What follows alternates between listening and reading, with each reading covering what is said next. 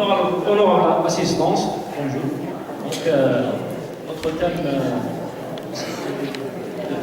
de travail, c'est l'étude comparative entre les paramètres morphologiques des cycles sportifs seniors de différents types. Donc, grimpeur, rouleur et sprint. Donc, d'abord, on commence par des généralités concernant notre spécialité, à savoir le cyclisme. Il existe plus de 40 épreuves. Donc, parmi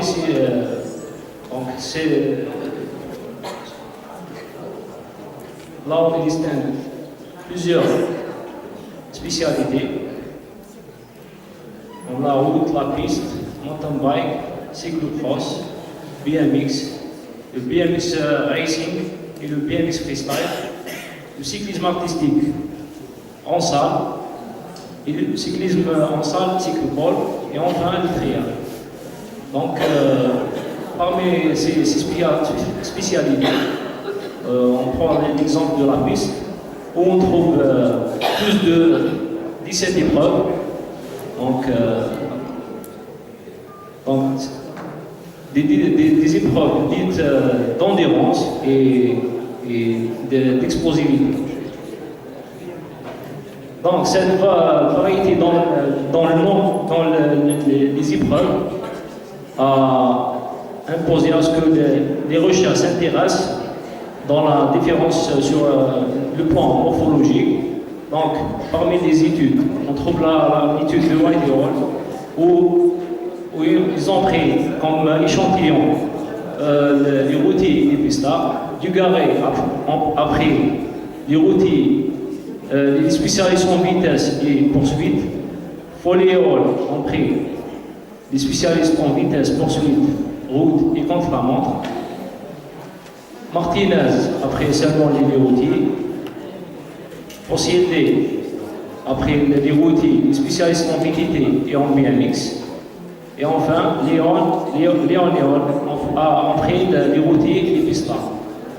Donc, la chose à remarquer, c'est que tous ces auteurs ont étudié les routiers d'une manière générale. Ils n'ont pas étudié ces routiers d'une manière distinctive. Donc, le problème de notre recherche, quelles sont les caractéristiques morphologiques des cyclistes routiers, des différents types? Il existe des différences significatives entre les paramètres morphologiques de ces trois types de coureurs. Afin de répondre à cette question, nous avons émis l'hypothèse suivante. L'examen des paramètres morphologiques des cyclistes routiers permet de déterminer des caractéristiques morphologiques distinctes selon chaque type de coureur. Comme objectif, nous sommes fixés de l'objectif suivant, la détermination des caractéristiques morphologiques des cyclistes routiers de différents types, grimpeurs, rouleurs et sprinteurs. Donc, notre échantillon est composé de 62 coureurs. Donc,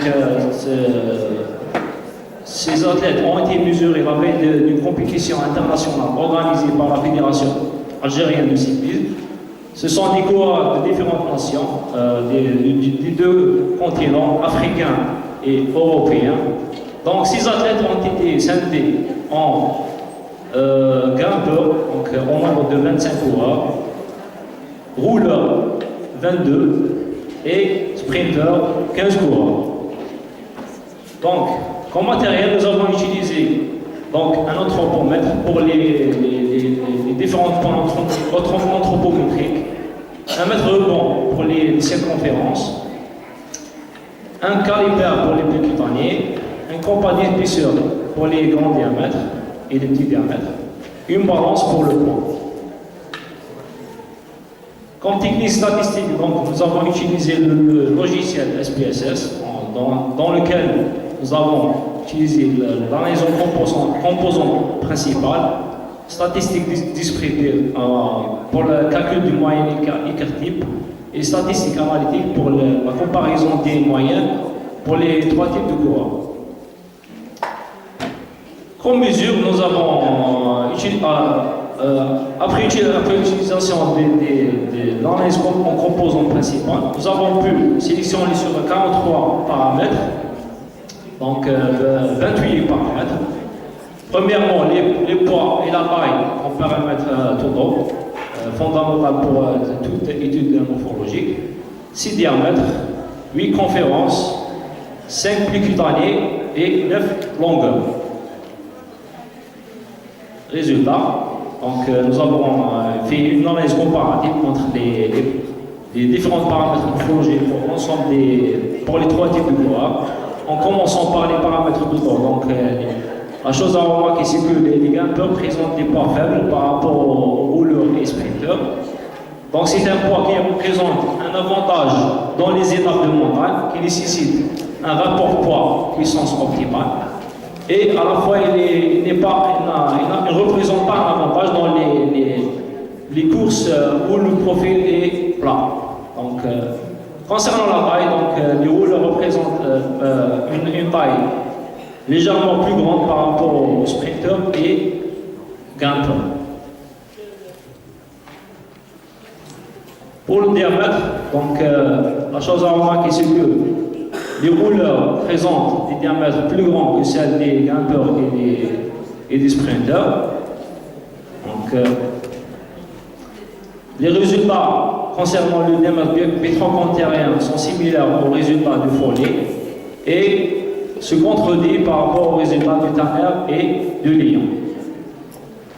Concernant les circonférences, donc, la chose à remarquer, c'est que les sprinteurs présentent des circonférences plus importantes que celles des rouleurs et des grimpeurs. Donc, c'est une caractéristique des sprinteurs. Donc, la musculature développée des sprinteurs dans la partie supérieure induit à ce que représente un avantage dans la bataille en sprint et tirage de guidon. D'autant plus, donc dans la partie inférieure, donc, les sprinteurs sont plus explosifs par rapport aux grimpeurs et aux rouleurs. Donc ces résultats sont similaires aux résultats de McLean et Parker. Donc, pour les plis, donc, les grimpeurs présentent des plis faibles. Donc, cette caractéristique représente un avantage dans les parcours de haute montagne.